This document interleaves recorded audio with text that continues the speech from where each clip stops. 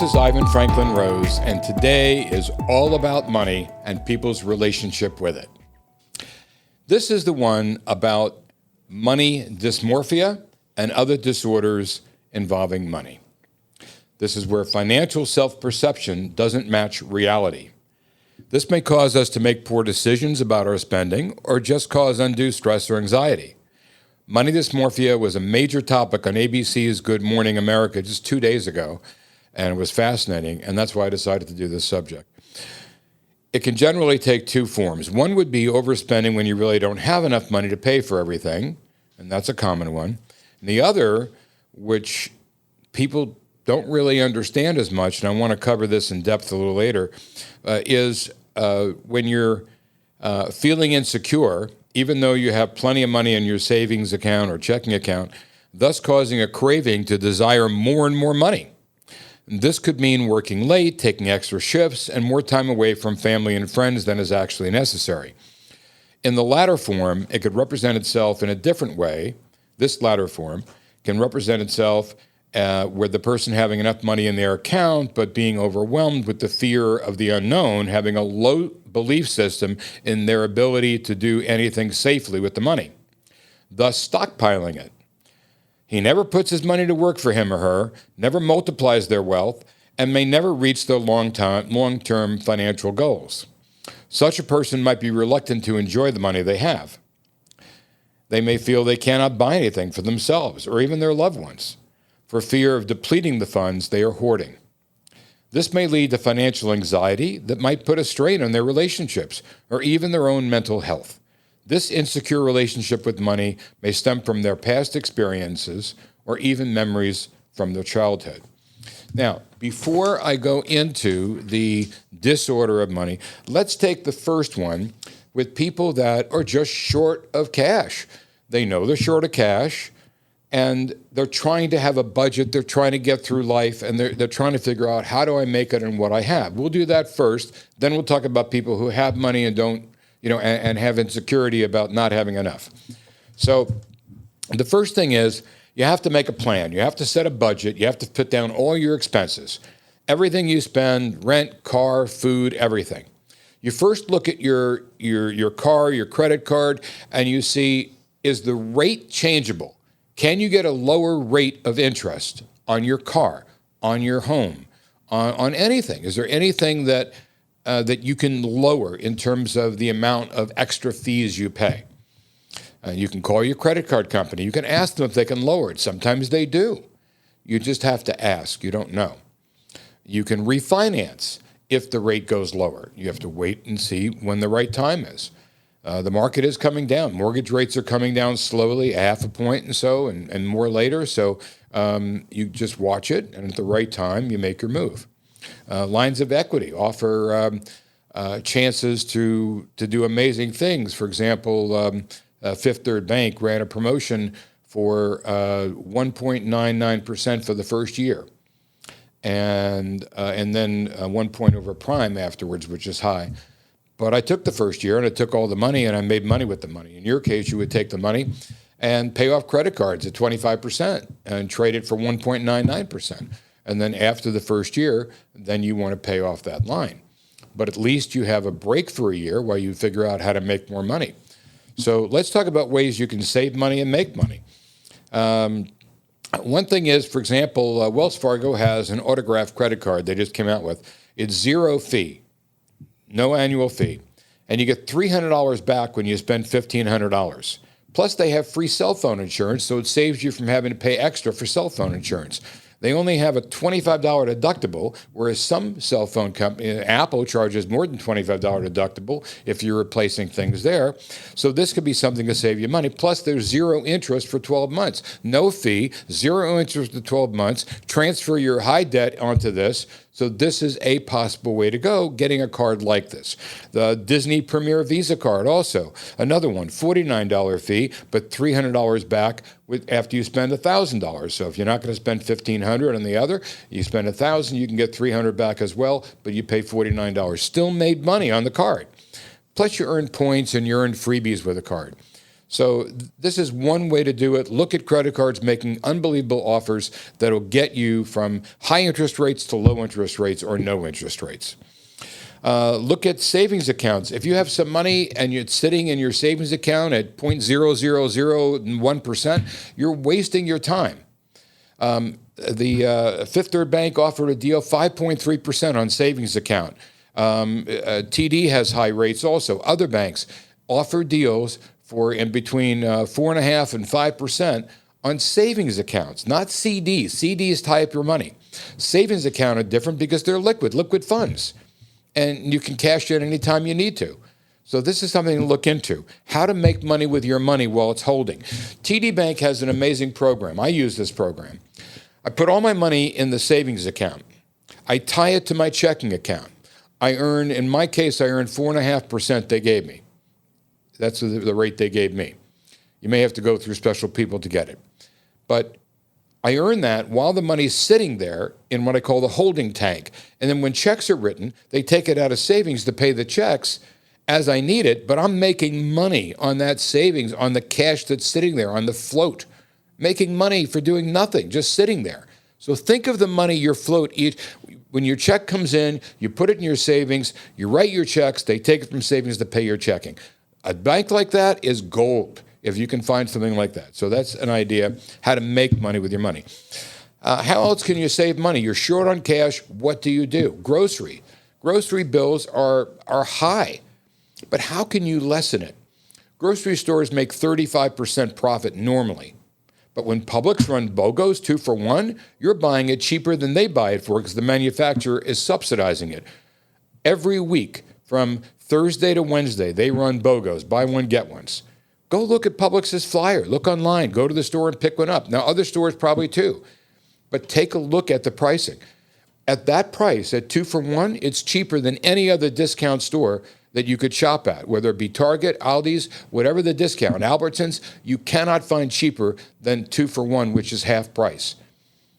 So take a look at that on BOGOs. They even run vitamins 2 for $1 sometimes. They just had one on a vitamin company a couple of weeks ago. But you got to look at the flyers and see what's what. The next is drugs that you need.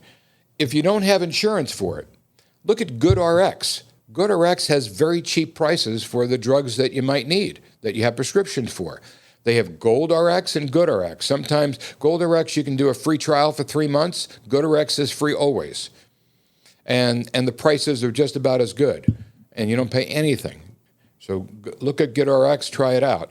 Also, Mark Cuban has a new site for pharmaceutical drugs that it's called Cost Plus or something like that. You can Google it.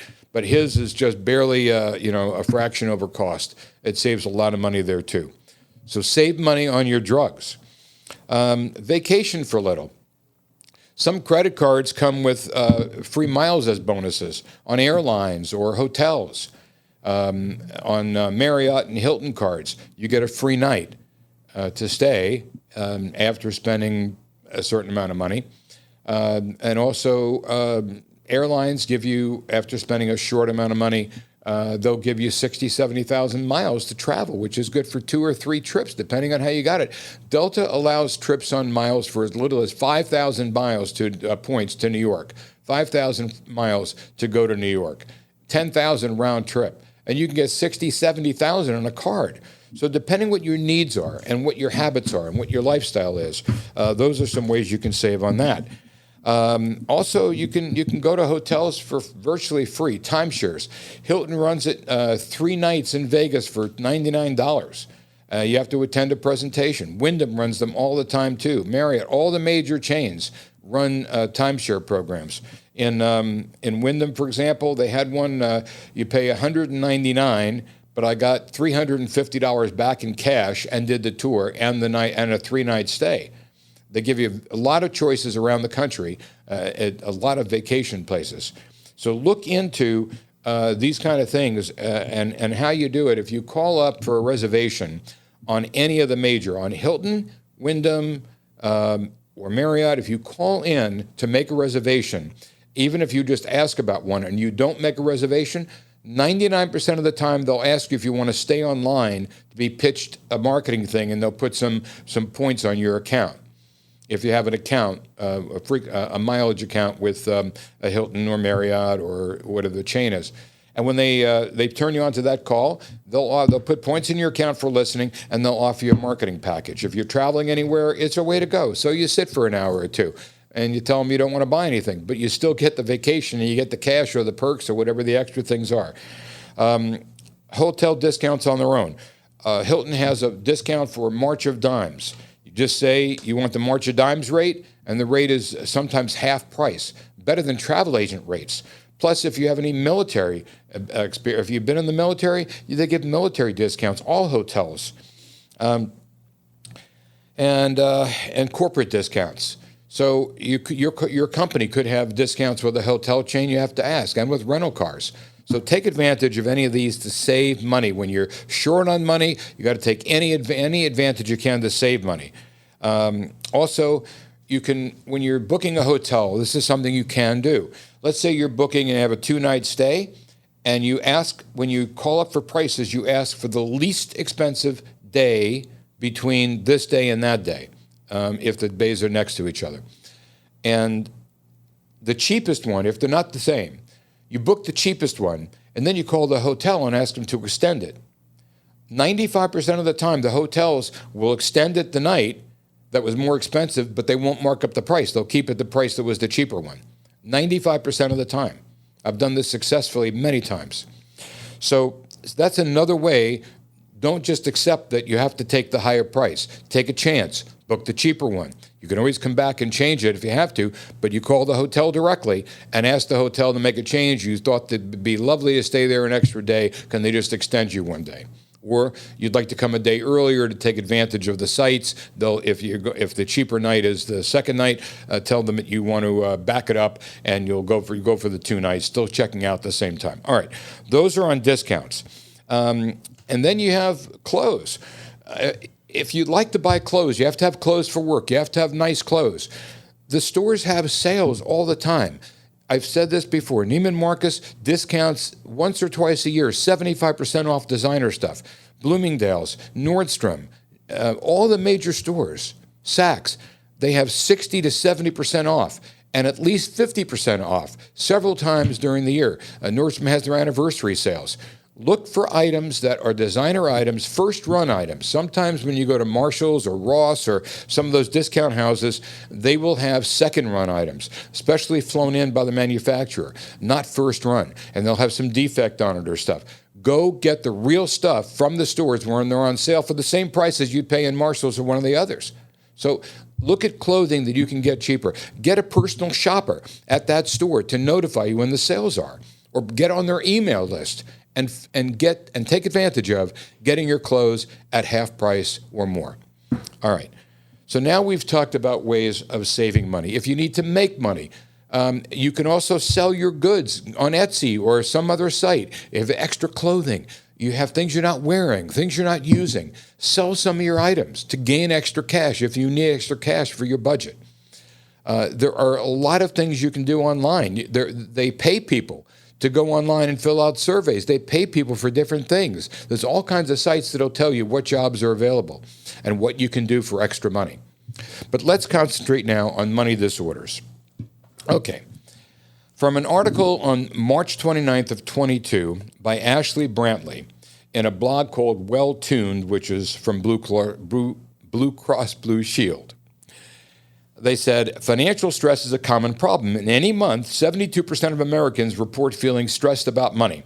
But at what point are money issues considered money disorders? Money disorders are recurring issues with your finances that negatively affect your life, says Dr. Judith Overton, a psychiatrist and medical director for Blue Cross Blue Shield of Tennessee. While it's not a formal diagnosis, a money disorder can definitely affect your health and well-being. So it's worth taking the time to understand how they might be affecting you. What is a money disorder? She says, money disorders are persistent patterns of self-destructive financial behavior. They develop out of distorted beliefs about money or as a result of psychological issues like anxiety, depression, or trauma. They're often caused by painful or distressing life events that are related to money. These events are so powerful, they affect a person's actions long after they're over. For example, if people live through periods of scarcity, they can react in two different ways later. One, they can achieve a level of financial stability and then feel that they have to buy more things than they need to ensure they never run out. Or they may buy nothing because they're afraid to spend any money for fear of running out. In both cases, people are operating in extremes, which is never the best financial choice. So some examples. Dr. Overton says that experts believe money disorders fall into three categories: avoidance, worshiping, and relational. Money avoidance revolves around distancing yourself from money and include underspending, having such an intense hatred of money that your living conditions are unfit because you refuse to buy the basics for yourself and your family. Excessive risk aversion is next, playing it too safe. Financial denial, minimizing money problems by refusing to think about the finances at all, throwing away bills without opening them. I mean, some people are extreme. And financial rejection, feeling guilt over having any money. This often affects people with low self-esteem and may cause them to give away money at every opportunity. I'm not saying you shouldn't donate money or give away, but you have to make sure you also take care of yourself. Next is money worshiping, examples of money worshiping. Money worshippers, Dr. Overton says, can't have enough wealth and believe that getting more will solve all their problems. Disorders include pathological gambling, taking large unnecessary risks in pursuit of a big payoff. Workaholism, working to have as much wealth as possible, which often stems from financial security. I mentioned earlier how that could be at the expense of family and friends. Hoarding, inability to stop collecting money because it's the only thing that makes you feel safe and secure. Maybe you know someone like that. Overspending or compulsive buying, relying on the ritual of shopping to provide a temporary escape from intense anxiety surrounding money. And we all probably know somebody like that. And the third category is relational money disorders. Dr. Overton says these money issues are connected to your relationships with family or friends and include financial dependence, refusing to take responsibility for finances and instead relying on friends or family to manage money for you. Financial incest, blaming your spouse for or burdening your kids with money problems to reduce your stress. Financial infidelity, lying to your partner about money or hiding financial transactions or accounts, example, savings, spending, or investing accounts. Financial enabling, helping family or friends with their money problems to the point that it affects your own finances. An example, parents financially supporting their adult children who could be self-sufficient. Dr. Overton says money disorders can also be common as impulse buying if you do it to a degree that adds up to a significant debt over time. Shopping online has also gotten so easy that it's addictive for many people.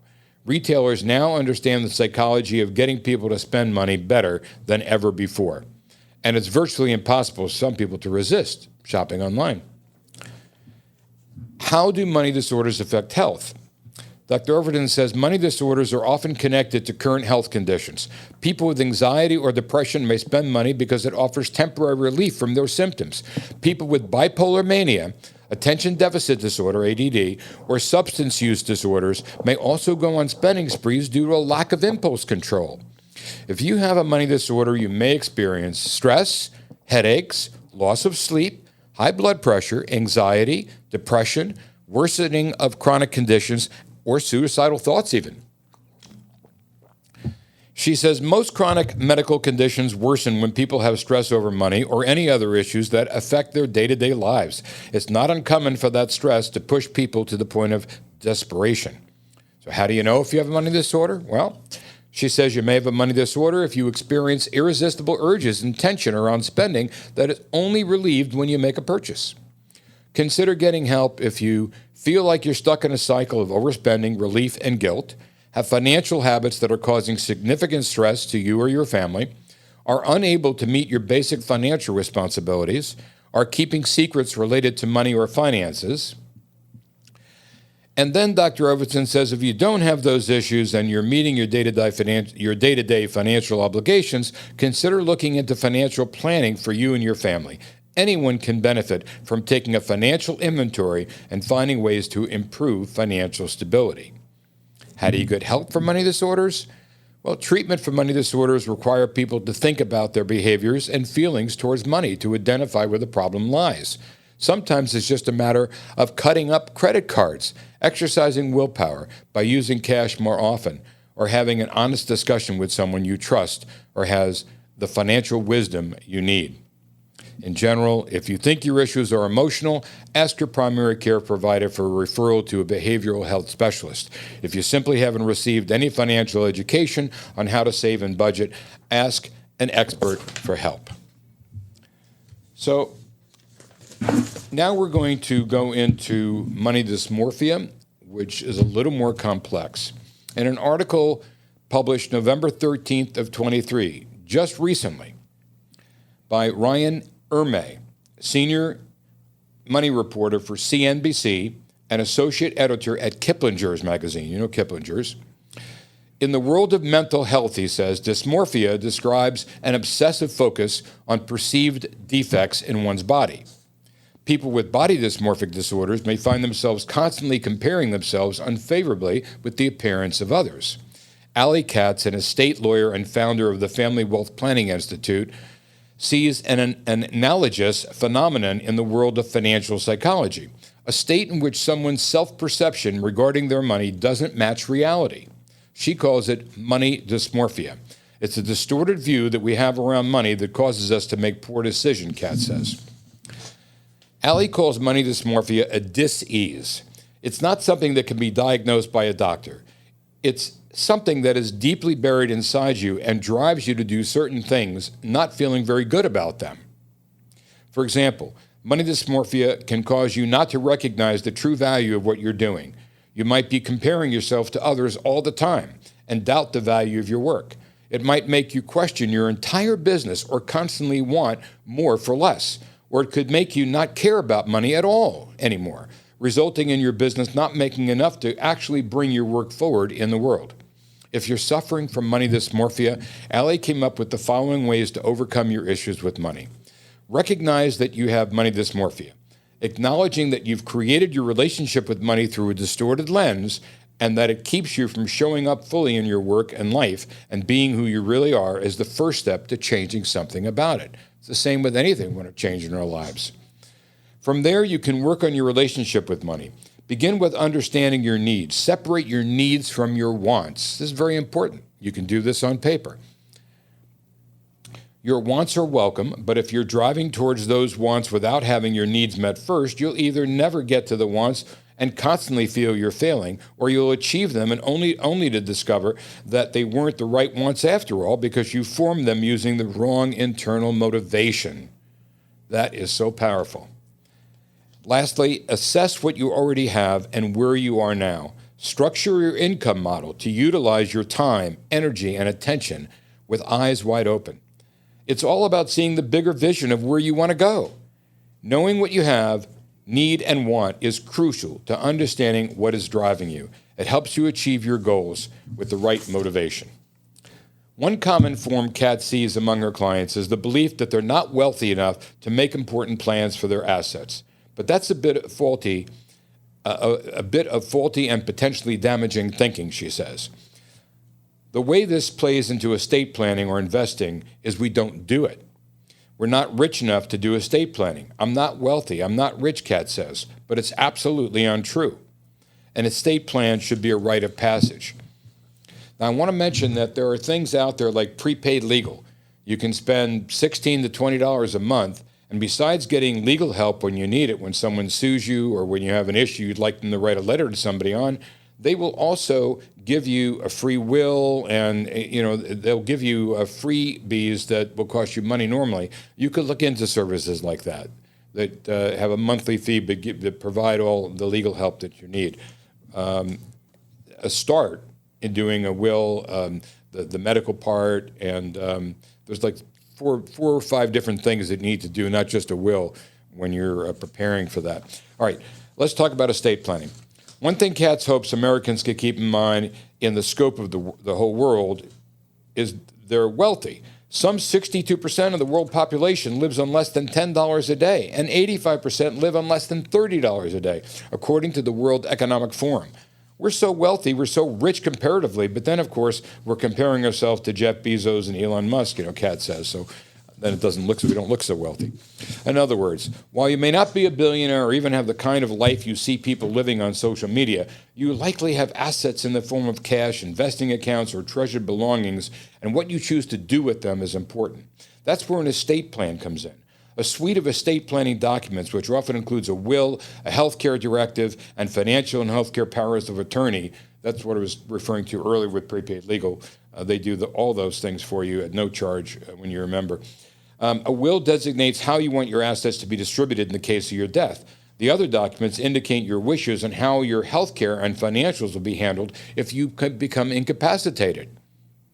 As soon as you turn 18 years old, you become an adult in the eyes of the law, specifically for the purposes of making your own health care and financial and legal decisions, says Katz. What this means is the day you turn 18, if you have specific desires of how legal, financial, or health care decisions would be made for you, it's time to step up to adulthood. As a young person, it may not feel like you have an estate or that you'll ever need these documents, but if you don't indicate what you want in these scenarios, the state generally makes decisions for you should something happen. Should you die without children, for example, the law typically states that your assets go to your parents. And if that's not what you prefer, it's important to make that clear. The way I look at it, the creation of these documents, who you're going to name, telling them what you want is a rite of passage and initiation, says Katz. You don't have to be wealthy to invest either. Financial pros see a similar line of thinking among young people who think the investing is something that's reserved for the wealthy. This notion is a toxic money mindset. Ramit Sethi, a self-made millionaire and star of Netflix show How to Get Rich, previously told NBC's show Make It, said, in fact, it's completely backward. The way you get wealthy is by investing. Sethi knows that it can feel difficult to earmark money for a goal decades away when your present-day budget is stretched. That's why he advocates for automatic transfers from your paycheck into an investing account so that the money is out of sight, out of mind, and working for your future. You can often change your entire socioeconomic trajectory for yourself and your family by starting this one simple thing, which is automatically investing, he says.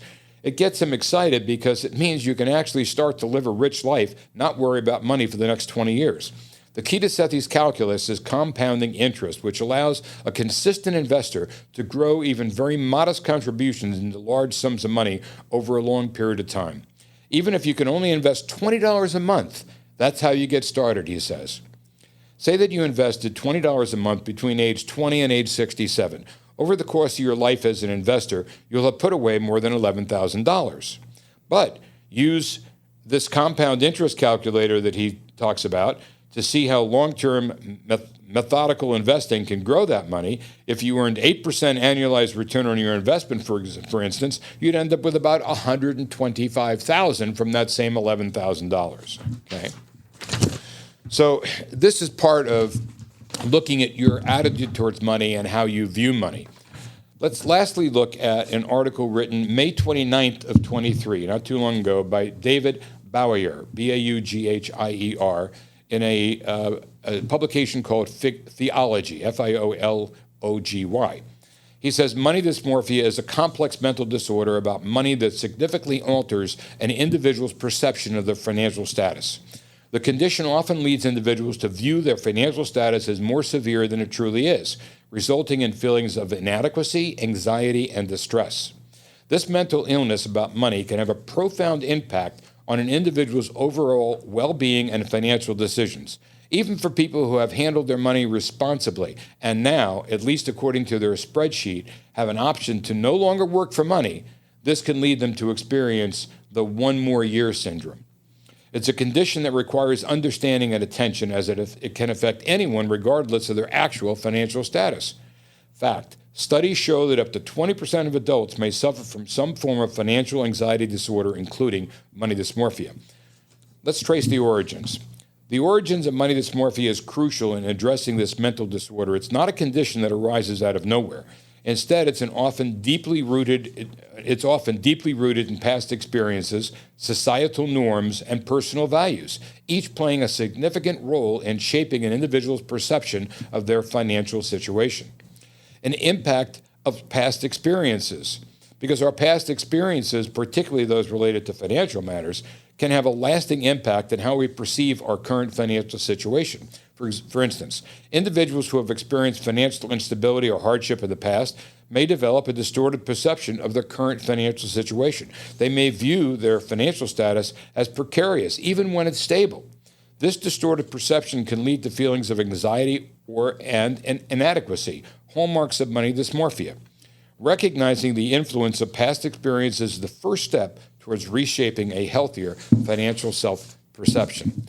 Let's look at the role of societal norms. Societal norms and expectations can also contribute to the development of money dysmorphia. Society often sets certain financial milestones, such as owning a home by a specific age or achieving a particular income level. When individuals feel they are not meeting these societal expectations, they may experience feelings of inadequacy and distress, contributing to money dysmorphia. It's important to understand that everyone's financial journey is unique, and comparing oneself to societal norms or others can lead to unnecessary stress or anxiety. Similar to body dysmorphia, where you're comparing your body to others you see on the internet or models or actresses. So you can compare it in relating it to money, it's the same thing. Let's look at the influence of personal values. Personal beliefs and values about money can significantly shape one's perception of their financial situation. For example, individuals who place a high value on financial security may feel anxious or inadequate if they perceive their financial situation as unstable. Conversely, those who view money as a means to achieve personal goals may feel distressed if they believe they lack the financial resources to fulfill those goals. Understanding and reassessing these personal values can help individuals develop a healthier relationship with money and alleviate symptoms of money dysmorphia. Understanding these root causes is the first step towards addressing and overcoming money dysmorphia. By acknowledging the influence of past experiences, societal norms, and personal values, individuals can begin to reshape their perception of their financial situation, paving the way towards financial well-being and peace of mind. Identifying the symptoms of a money disorder. Money disorders such as money dysmorphia can present with a range of symptoms, and these symptoms can be subtle yet impactful, often interfering with an individual's ability to make sound financial decisions. Recognizing these symptoms is crucial for early intervention and treatment. Persistent worries about finances, one of the most common symptoms of money disorders, even in the absence of a financial crisis. This worry can manifest as constant thoughts about money, fear of financial ruin, or excessive concern over financial future. It's important to note that while it is normal to have concerns about finances, persistent worry that interferes with daily life may indicate a money disorder. Feelings of inadequacy related to financial status is another symptom. Individuals may feel they're not earning enough, saving enough, or meeting societal expectations regarding financial success. These feelings of inadequacy can lead us to low self-esteem, anxiety, and distress. Avoidance of financial discussions or decisions is another common symptom of money disorders. Individuals may feel overwhelmed or anxious at the thought of discussing finances, leading to avoidance behaviors. This avoidance can result in missed opportunities for financial growth and can exacerbate financial difficulties. Overemphasis on the importance of money is another common symptom of money disorders. Individuals may place a disappropriate amount of importance on money, viewing it as a measure of success or self-worth. This overemphasis can lead to unhealthy financial behaviors and increased stress and anxiety. Recognizing these symptoms is the first step towards seeking help and addressing the underlying issues. If you or someone you know is experiencing these symptoms, it's important to seek professional help. With the right support and treatment, individuals can overcome money disorders and develop a healthier relationship with money. Unpacking money anxiety symptoms. Let's talk about that. Money anxiety, a common symptom of money dysmorphia, can manifest in many ways. persistent worry about finances, avoidance of financial discussions, and feelings of distress when faced with financial decisions. These symptoms can interfere with one's ability to make sound financial decisions and maintain a healthy relationship with money.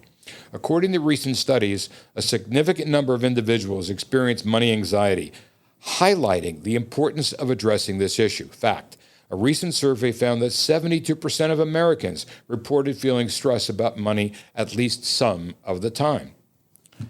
Understanding the psychological disorder of spending money. Compulsive spending, also known as the psychological disorder of spending money, is another facet of money-related mental disorders.